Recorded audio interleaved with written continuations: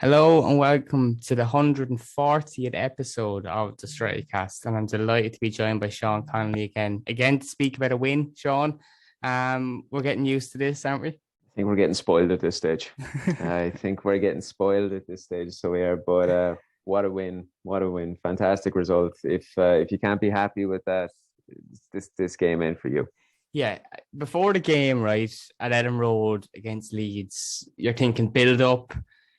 It was a massive occasion for Harry Maguire, being Yorkshire born, Sheffield bred, a Manchester United captain. He was always going to be in for a bit of a roast in front of the Leeds fans. And the second he touched the ball, you could hear the boos, especially in the first 10 or so minutes. But it was him in the first half from a corner that silenced the Leeds fans. Before we get into the game itself, I was absolutely buzzing for Harry Maguire, a player I've been very critical of in the past year and a half or so. But to see him stand up on that occasion, it could be the turning point for his season, Shaun, because he needed a bit of a confidence boost because everyone's on his back at the moment. Yeah, no, he absolutely needed something. But we touched upon this in the last podcast about how his previous performance was quite strong as well. Now people are very quick to jump down his throat for something that goes wrong, a misplaced pass, failure to jump into a tackle. But he was very good against Brighton, and he continued that against Leeds. And the goal was the cream on top of the froth of the coffee for him. It was fantastic. Great to finally get a goal from a set piece, and fantastic for him in that particular environment because it was incredibly hostile for him. And the pictures afterwards, some of the pictures that came through were fantastic. But he took it all in his stride. He I think he delivered a captain's performance. Is that fair to say? Yeah, I think so. Yeah. Yeah, And I Eden think I think Road, he on the occasion that it was, especially for him on a personal level, he definitely delivered a captain's performance. And he did. I think it's important to note that for someone who is a bit of a scapegoat at the moment. And I say a scapegoat, I do put my hands up and say I've been very critical of Maguire. I have still questions about whether he should be a starting centre back at Manchester United. But I'll always put my hands up when I'm wrong. And I love to be proven wrong on a player. I love when a player I'm critical of has a good performance and kind of shows me up on a day or two. And I hope he can do that between now and the end of the season, because then that'll benefit Manchester United. I don't get, Shaun, some of the agendas that maybe come from social media, where if someone has an opinion on a player, they almost feel embarrassed if that player plays well. That's not beneficial to Manchester United. So I don't get it. I think what it is. I was actually discussing this with somebody today. I think when an individual starts digging and they keep digging and they keep digging, they get themselves into a position where it's impossible to get out of the situation that they're in. I think they're left with one of two options on social media, really. Either delete their account and start over, or just continue on that wave of negativity and notoriety that they've developed their following and their cultivation of their stance of opinion on. It's not just Maguire. It's like we spoke about the last day. It's McTominay. It's those type of players that people just wish to laud this scapegoatish type mentality on the fact that we're not delivering trophies. And look, Maguire, as I said in the last podcast, he doesn't deserve the real rancid type of filth that's fired at him online and then through those social. No player does, but he has been very underwhelming this year, and he's had several high profile mistakes which have led to goals conceded, which have led to just bad states of affair that have ruined, I would say, momentum mid game. And ultimately, while I suppose I didn't share the last year and a half opinion, I've been vocal in that his first two seasons at the club, I feel he was quite strong. I feel that he regularly delivered a good to very good performance, and in more cases than not, had an exceptionally good performance over an exceptionally poor performance. This season has let him down. It's been that hangover from the Euros, and he's been exceptionally underwhelming. And I think the cries from several segments about a centre back partnership of Varane and Lindelof were very much merited, because centre back is such a high profile position that when you have such a key member of your team, the captain of your team, regularly contributing to so many individual errors, they have to be held accountable for it. It's as simple as that. But look, the last 2 games he's been very good. Capped it off with a fantastic goal. Hopefully that's the first of many from a set piece this season, because we can't go back on what we had. No, well, up until this point, not scoring from a corner, as Maguire put it at the weekend, it was embarrassing. And thankfully he put that to bed. But back to the game itself. First half, Manchester United led 2-0 at half time. Completely dominated. Leeds could not contain some of our star players, especially Paul Pogba, who danced around the pitch with the ball really in unbelievable fashion. But the start of the second half, Shaun, in space of over a minute, really, we conceded 2 goals and completely thrown it away. But we fought on. It wasn't like previous weeks where we trying to lead away and weren't able to take it back. We scored 2 more goals, dominated really, I think, throughout the game, apart from a minute of madness. So it was a good performance this weekend. Yeah, it definitely was a good performance. I think one of the largest things that contributed to a lot of the frenetic play, particularly in the middle of the park, was the weather, because there was some torrential downpours, and the pitch was in some really, really, really tough. It was a bad state of affairs, and the players did very well to be even able to pass the ball 5 yards. But that particular 60-second spell, I mean, look, it was a free goal that United conceded first. It wasn't in any way, shape, or form intended to hit the back of the net. It was an attempted cross that ultimately just turned out in favour for them. United a bit shell-shocked. 60 seconds later, 2-2. Really took the wind out of the sails. Ellen Road exploded. But as you said, they responded very, very well. And that is not a trait of this particular team. Sure, it's not. Over the last couple of years, when things kind of came up against it, the team often crumbled more so than actually sticking their chest out and responding. And they responded very, very well. Great value for the 2-goal lead. We could have scored more. We really could have. And we should have scored more, especially toward the end of the game. We had several opportunities where we could have scored. It could have been 6, it could have been 7.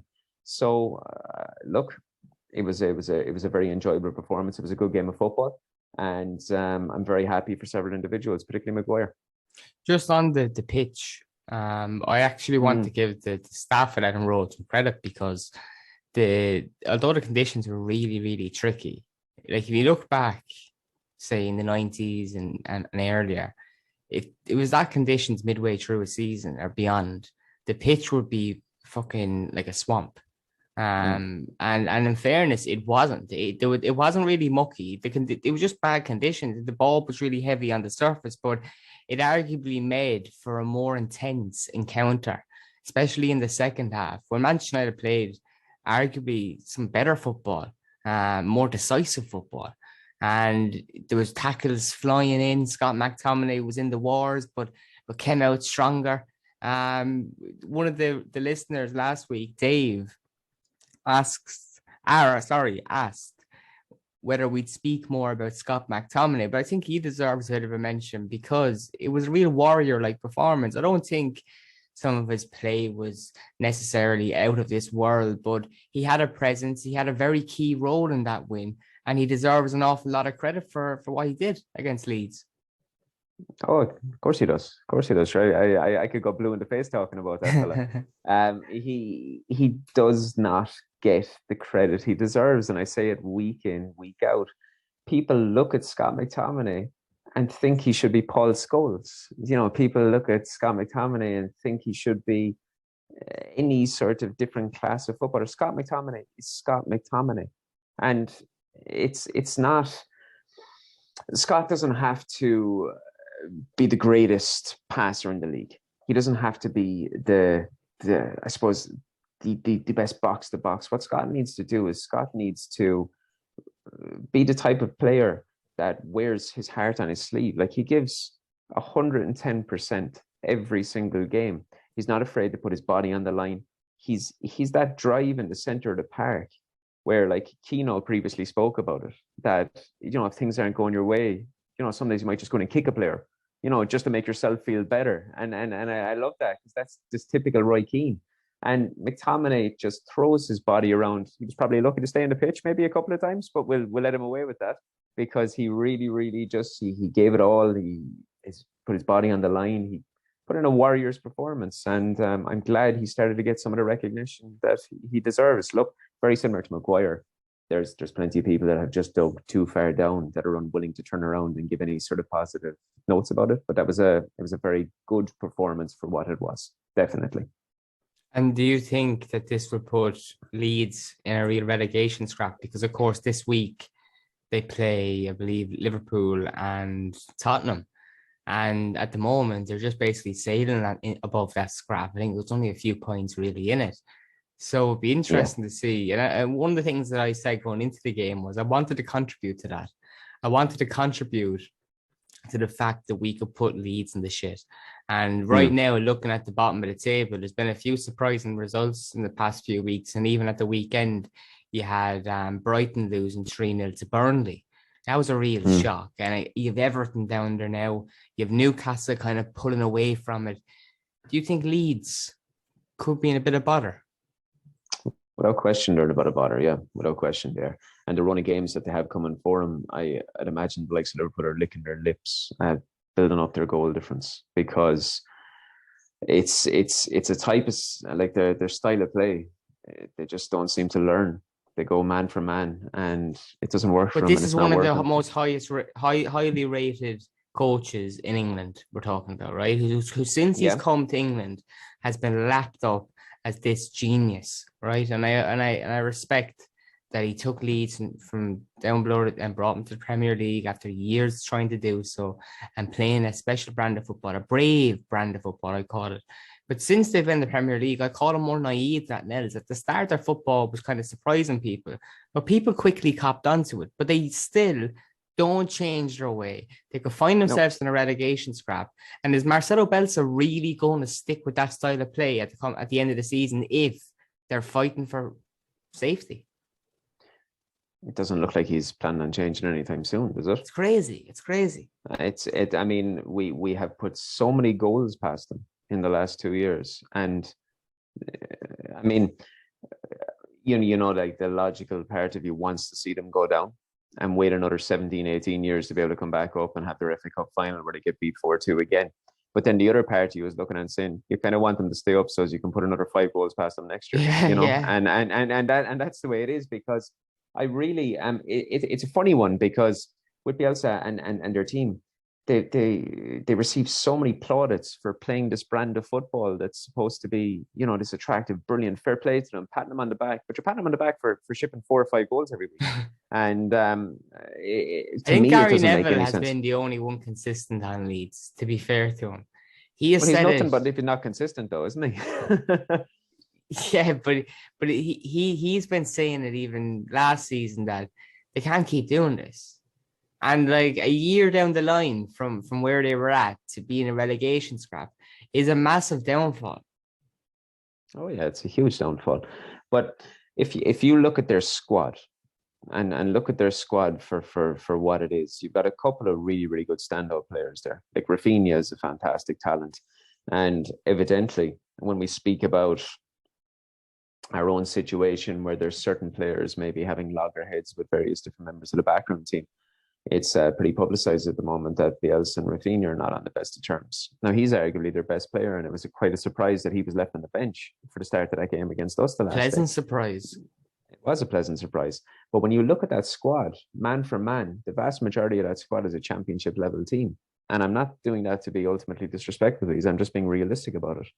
There's an awful lot of championship level players in that side, and they're a championship level team playing championship level football, and ultimately that's why they're shipping 4 and 5 goals every single week. And if they don't change, they're going to find themselves in a situation where the likes of Newcastle, as you drew upon, are going to be going past them fairly quickly, because momentum is a fantastic thing in football. And some of those lower down teams that have been scrapping it out for the last couple of months are starting to gain a bit of traction, a bit of momentum. Leeds are going in the opposite direction. And I have a funny feeling, as you drew upon, with the fixtures they have upcoming, it's only going to start getting worse for them.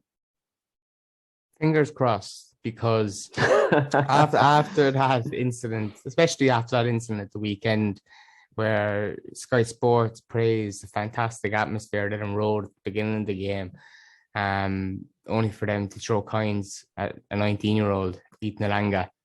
Bit disgraceful, really. But him to shut them up then at the end, to point to his crest, to give the kind of downward gesture to say you're going down, that was really the icing on the cake on Sunday, and I really enjoyed that. But before we get to the bonus feature of the podcast, I want to get your thoughts on our upcoming game, the big one against Atletico Madrid.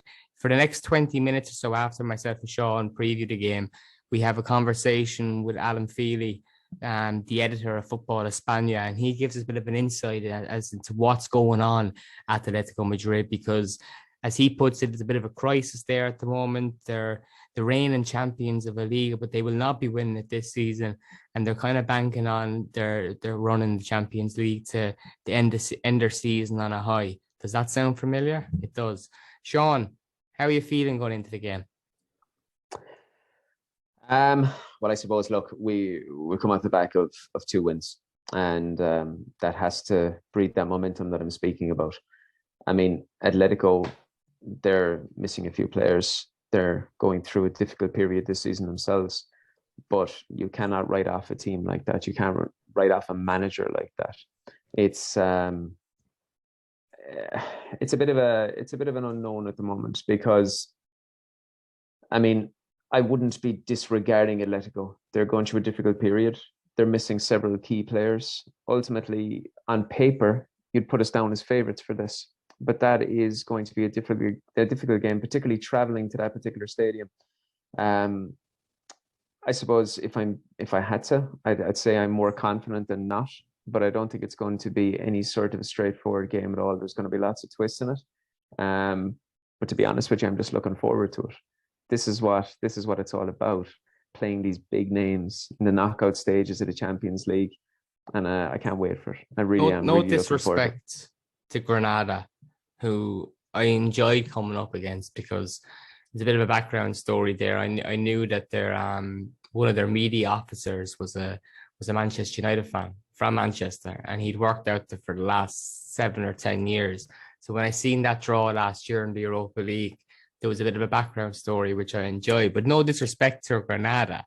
What you're saying, I totally agree with, because this is Manchester United in the Champions League, where we belong, against a very, very well-respected Atletico Madrid side, against some top players. I know they're without some top players, but on the blog tomorrow, there'll be a separate article with Alan, who's going to speak on this podcast, where he talks about the players to watch ahead of this game. And one of the players he mentions is Joe Felix.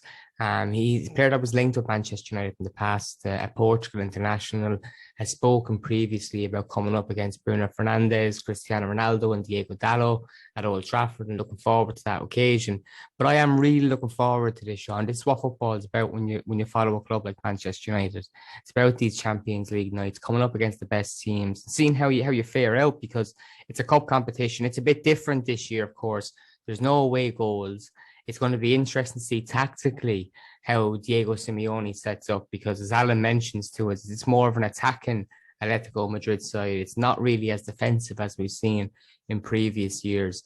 Can I get a quick prediction from you? I'm going to say 2-1 United. And I am also going to say we're going to continue our set piece. I think we're going to convert another set piece, and it's going to be 2-1. Okay, I'm going to go 2-2 in the first leg. Okay. I think it's such a tricky game to call when you consider the seasons that these two fascinating sides have had. When I say fascinating, I think you could look at both of their seasons, you could look at their squads, and on paper it just doesn't make any sense. Quite frankly, yeah, absolutely. And that's a quote that Ralph Ragnick has enjoyed in recent weeks, and he'll probably use it again on Tuesday in his pre-match press conference, and maybe again on Wednesday night. But no, I'm really looking forward to it. To the listeners, thanks again for listening. I really hope you enjoy our conversation with Alan Feehely. Like I said, he's really worth following on social media. He's really good when it comes to Spanish football, and we'll be definitely getting him back on the podcast before or after the second leg. Shaun, thank you for joining me another week. I hope when we come back and speak for the end of the week that it's more positivity and we're speaking about another win. Up the Reds. Myself and Shaun are delighted to be joined by Alan Feehely of Football Espana, a leading website when it comes to the English language and covering the Liga. So we're going to talk a little bit about Atletico Madrid, our upcoming opponents in the Champions League. Alan, how are you? It's a pleasure to be speaking to you this evening. Very good, Dale. Glad to be here with yourself and Shaun. I'm glad to talk about a very interesting game between two teams that are in pretty poor form. So it's kind of a difficult one to call, you know. But as always, I'm sure that once the Champions League music gets going, the form goes out the window and the game begins, and it's going to be interesting because these are still two high quality teams with, you know, good coaches and some top players. So I'm very much looking forward to it. You mentioned the Champions League music. It's something that in recent years, the Atletico Madrid side has been pretty used to. Winning the Liga last season, we feel like we're up against it. But if you speak to anyone, including yourself, that cover Spanish football, Atletico are going through a bit of a muddy spell at the moment. Tell us, how bad is it? Well, it's more than a muddy spell. I'd say it's a crisis. I mean, serious issues at Atletico, basically. Diego Simeone celebrated 10 years there this season. And it's very rare in modern football for a coach to be at a club for 10 years. And there's a good reason for that too. It's very, very difficult to build multiple title-winning teams. I guess Sir Alex Ferguson's the best example of somebody who could. And I'm not even sure is it possible to do it anymore. I mean, obviously, Simeone did manage it. He did it twice. He built two separate teams, one in 2013-14 that won La Liga, and one in 2020-21. And they're both two very different teams as well, to be fair. I mean, the first team was, you know, the Atletico, that's the stereotype, kind of very hardworking, not averse to the dark arts, very defensive, full of South Americans, incredibly competitive. A team who sets out to not lose first and then win afterwards. That was their kind of modus operandi, and that's the image that a lot of the British media specifically have of Atletico Madrid as a club now, and this team as well. But the team that won the title last season was very different to that. It was much more based around, you know, attacking talent. You had Marcus Llorente breaking from midfield. You had Kieran Trippier bombing on the right side. You had, you know, Luis Suarez scoring left, right, and center. Joao Felix was there as well. Angel Correa was there as well. It was much more built around an attack, if that makes sense. But in doing that, they didn't use some of the defensive principles. And this season, they've kind of fallen between two stools a bit because they aren't the same defensive team of old, but neither are they the swashbuckling attacking team of last season either. And that's not helped by the fact that, you know, Real Madrid are stronger this season than they were last season. And Sevilla are stronger this season than when they were last season. And so are Real Betis, remarkably enough. And even Barcelona, like spanked Atletico 2 weeks ago, 4-2. So, you know, in the race for the top four, they have a serious issue on their hands to even making the top four of the season. I mean, it's really going to be up against it because at the moment they're 3 points. Well, they're level on points with Barcelona, who are fourth. But Barcelona are better head-to-head than them. And you would say in current form, Barca are a better bet to finish top four than they are because Betis are showing no signs of stopping. Sevilla are quite a bit ahead of them, and Madrid are up way above everybody else. And then even behind Barca, you've Villarreal who are in good form. You've Real Sociedad who are in decent form, although they took a bad result at the weekend. They lost 4-0 to Athletic Club. So basically, it's not good for Atletico because nobody really believes they can go far in the Champions League. They're in a fight to finish in the top four. And there's question marks over whether, you know, him and whether Simeone and Atletico should call it a day, whether it's time for them to move on and begin new chapters. So it's a real crisis, to be honest. It's not a muddy patch. It's a genuine full-blown crisis. And just leading on, well, actually, I just may say hello to you first, Alan. Thanks a lot for joining us. Leading on from what you're saying there, I suppose there's two things I want to touch upon. One, there's a crisis, and you used the word crisis several times. So I'd like to maybe, in your words, elaborate as to what has caused this crisis. What has happened here? Well, Koke was speaking recently, the captain, and he was in the 2013 team as well. He's one of the few players who were. And what he was saying, 2013-2014, sorry. And what he was saying basically is that it's our own fault because we've raised expectations so much. Like when Simeone took charge in 2010, I think it led much more on a par with maybe a Valencia or a Sevilla in terms of the stature of the club. And since he's come in, I mean, they're still the third biggest club in Spain. I mean, no doubt about that. I mean, even in Andalusia, there's a lot of Atletico fans, and they're a huge club. But what Simeone has done is brought consistency to them, because they won the Europa League in 2020 with Quique Sanchez Flores, so they weren't averse to success. But winning the league, creating a big three in Spain, that was a big step, and it was a big thing for Simeone to do. And by doing so, and by bringing all these expensive players, like spending a bomb on Joao Felix, bringing in somebody with the pedigree of Luis Suarez, building a new stadium, the image of the club changed quite considerably. And it's only natural. I mean, we had the same thing with Spurs when they got rid of Pochettino, that sometimes the man who brings them along doesn't escape criticism, because expectations change season by season. And Atletico's growth has been so, gradual and steady and, seemingly irreversible as a football club and a football team. It was always going to be a case that the expectations were much higher. And that's why there's a crisis, because I think everybody at Atletico loves and respects Diego Simeone, and he would never be sacked. But he did meet with the president recently. The president met with the squad recently. Like, there is a genuine recognition this is a crisis. And, I think for the first time we're seeing Simeone hit out at some of his players and be visibly frustrated by many things and not react in the way he used to react. And it just doesn't seem to be a happy camp at all. So it's a big crisis, basically, and it's kind of their own making, because, as Koke said, they've raised the bar so high, it's very hard to fulfill that. And I think I mean, it sounds like one of those. It sounds like one of those standards of very much being victims of their own success. That's what it is. There's been such a cultivation of his ethos, and it's such a successful ethos, which has made them such an admirable football club throughout Europe over the past decade. A cultivation of several different things that you said that he's almost replicating in the stance of our great manager, Mr. Alex Ferguson, and being able to stay for such longevity and to be able to redevelop and cultivate his ethos across so many different footballers, that he's now ultimately a victim of his own success. Second thing I wanted to touch on really quickly, because I read about it quite a lot. Obviously, I try to keep a very keen eye on continental football. I always do.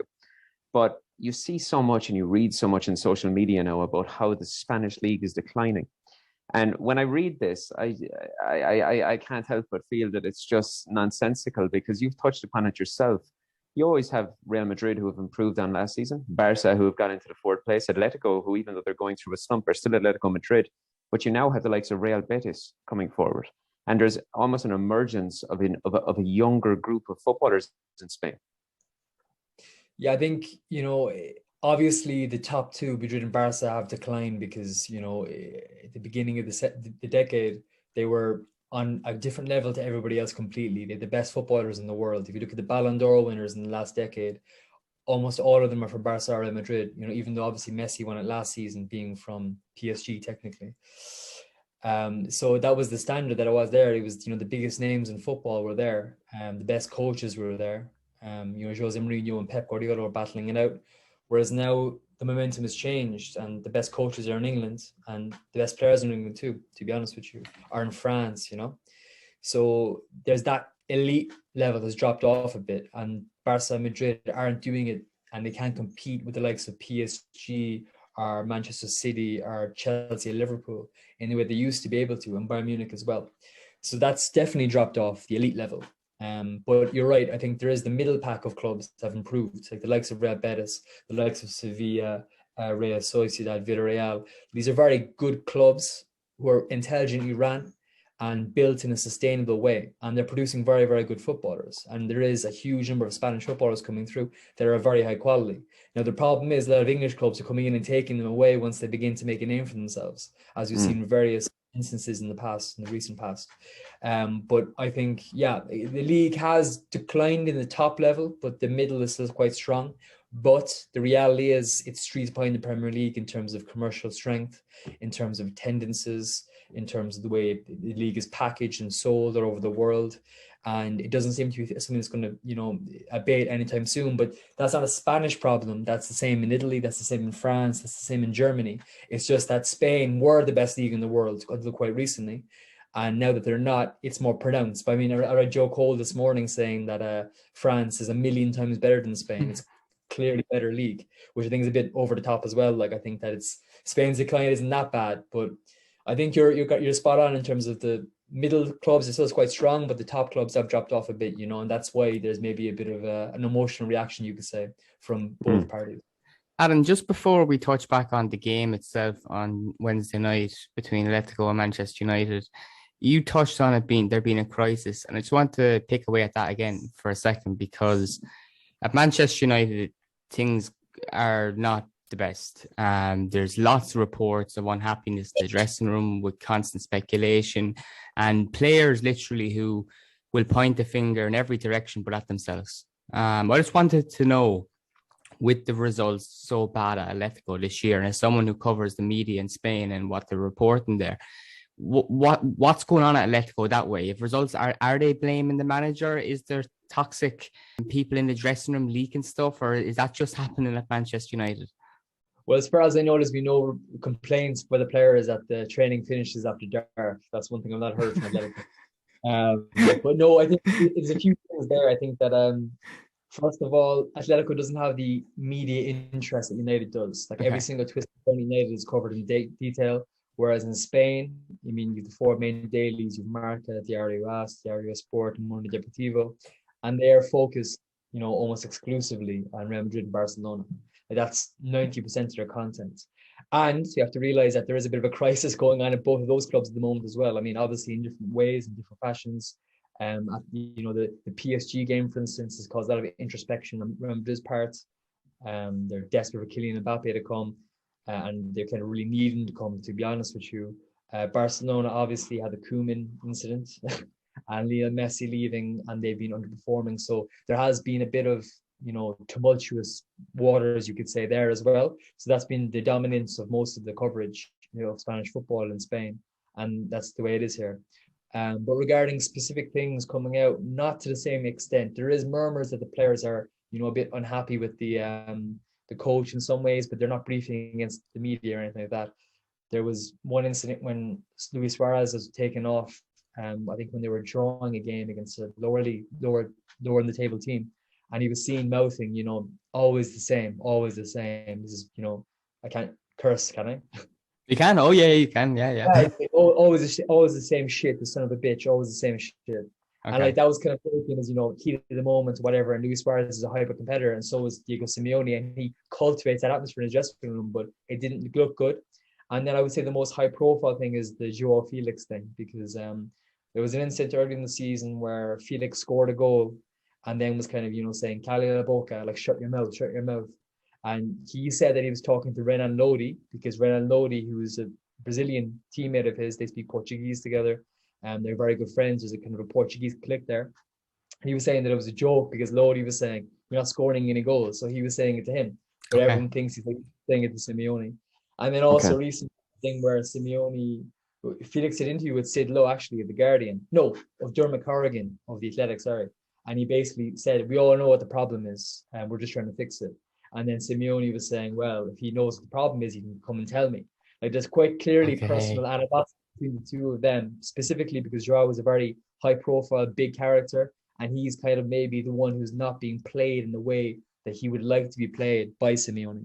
And then there was one more thing. I'm trying to think of what it was. It just came to my head there.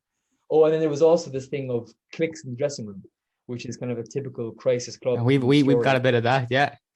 Yeah. So what they're saying is basically, since they signed in the summer Rodrigo de Paul from Udinese and Antoine Griezmann from Barcelona, and both superstars, really big, huge characters. And apparently, what they're saying in the media is that de Paul has created kind of a South American clique, with the Uruguayans and the Argentinians kind of gathering together. And then similarly, Griezmann has created a clique because he's quite good friends with guys who were there before, like Koke and Stefan Savic and that kind of thing. So they've got a bit of a thing going on. And then there's the Portuguese speakers, the Brazilians and the Portuguese lads, and now you've the Mozambican lad, Reinaldo Mandava as well. So that kind of stuff, really. But who knows what degree of sounds like a brilliant Netflix series. but the game itself, Shaun, before you come with another question, tell us what are people expecting in Spain? Are they expecting Atletico Madrid to put their struggles behind them, or are they worried about Manchester United? No, I think they're worried. I think that its expectations are quite low in Spain around Atletico going to this European Cup, because like this is a team that lost 1-0 to Levante at the Wanda minute. Last game they played, the Wanda Metropolitano, was a 1-0 loss to Levante, who were the worst team in Spain by a country mile. They're rock bottom.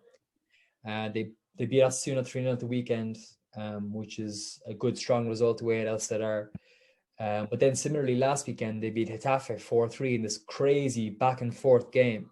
And Atletico are typically a team who have the Indian sign over Getafe at the Wanda. I think it was a stat where Getafe didn't score there or something for like almost like 5 or 6 years. It was a crazy stat like that, but they scored 3 last Saturday night there, or 2 Saturday nights ago, sorry. So it's just kind of a very inconsistent, unpredictable team. And it's very, very difficult to see how they're going to do, especially given they're playing against a team who are unpredictable themselves, Like I don't think people know how strong United are. The one thing I will say is that the presence of Cristiano Ronaldo is definitely negative for Atletico, because he's obviously, he's a guy who has the Indian sign over them over the course of his Real Madrid career specifically. So, and with Juventus as well. So there's a bit of a fear there, but yeah, I would say it's trepidation is the word from Atletico at the moment. They're nervous about this game. They aren't full of confidence. It could go either way. I could see Atletico grinding out a win, and I could also see them taking a spanking. That's just the way they are at the moment. And how do you feel going into this game?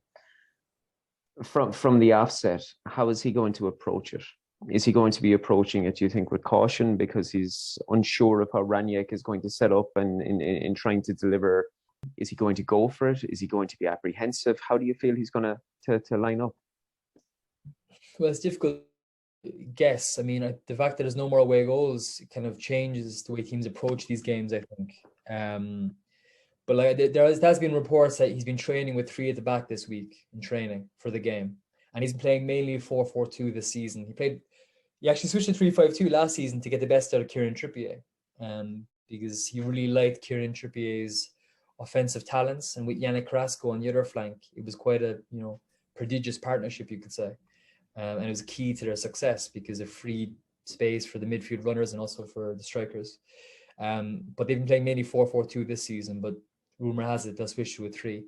But it won't be Trippier, obviously, because he's gone to Newcastle, so it will probably be Simi Versiaco on the right and Renan Lodi on the left.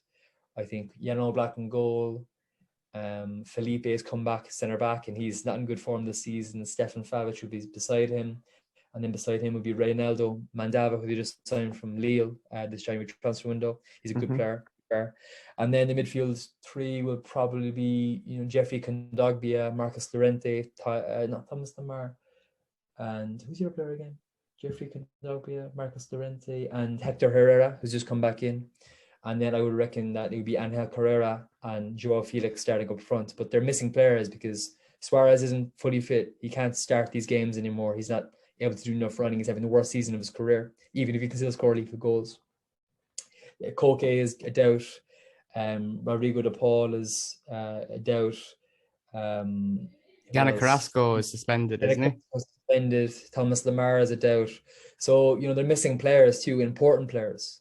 So it's going to be difficult for them, really, From watching Atletico a few times, Lemar is a name you mentioned as a doubt. Of all the talk that I see, would I be right in saying he's one of the more underrated players? He's definitely underrated, yeah, because he came for big money, and he was kind of, when a player comes for big money, especially to a club like Atletico Madrid, you need to perform, because you're set to a different standard. You're not a bargain buy. And he didn't really hit that heights initially, didn't replicate the form there in the move. But, last season he shifted to a more central position, and he's very, very effective, to be fair. And he's become a very, very big part of the team. He is underrated, though. He's not the kind of player who steals the limelight. He's not a celebrity profile like somebody like Marcus Llorente. But he's a very, very talented player, and he's a miss, definitely. But I think Rodrigo de Paul is a huge miss too. I really like him. I think he's a fantastic player. Just, the typical central midfielder that you want. He's Argentinian, he's tough, he's tall, he's strong. He's also capable in the ball. He's a very, very talented guy, and he's a very, very important part of this team. So for them to be missing is a big loss. And then, of course, Koke is the captain. He's the most experienced player at the club. He's the leader, and he's a fine central midfielder as well. So him to be missing is a big blow as well, So they're missing players, and it's tough. It's tough. So all of that being said, I'll put you in the awkward position. What's the score going to be? What's your prediction? Well, it's almost impossible to predict. Like, I mean, I think it would be a very close tie. And I think it will be decided in the second leg. I think it's going to be level going to Old Trafford. I think it will be decided at Old Trafford in extra time. And I would say I'm going to say Atletico will go through, because I had a thought the other day. I was thinking to myself, can you imagine if Atletico didn't get top 4 and then won the Champions League? Like, it would be amazing. Like, I was just thinking about that the other day. So I'm going to stick with that. I'm going to say that. But it's highly unlikely, to be honest. And like, I don't like predictions because it's impossible to predict, especially teams as Jekyll and Hyde as these two. Like, I don't remember a time where there's been two teams in such chaos and disillusion coming into a big Champions League game, you know? So it's crazy. It's going to make for interesting viewing. Yeah, that's for sure. That's for sure. Alan, thanks so much for joining us on the StraightyCast. I really enjoy it. You can read your stuff at Football Espana. How can people follow you on social media? I'm on Twitter at Alan Feehely. And then also, of course, we're on Twitter, Football Espana, at Football Espana as well. So that's the best place to get us. Excellent. We look forward to speaking to you after the 2 legs. Thanks so much for joining us. See you, Alan. No worries. Thanks for having me on.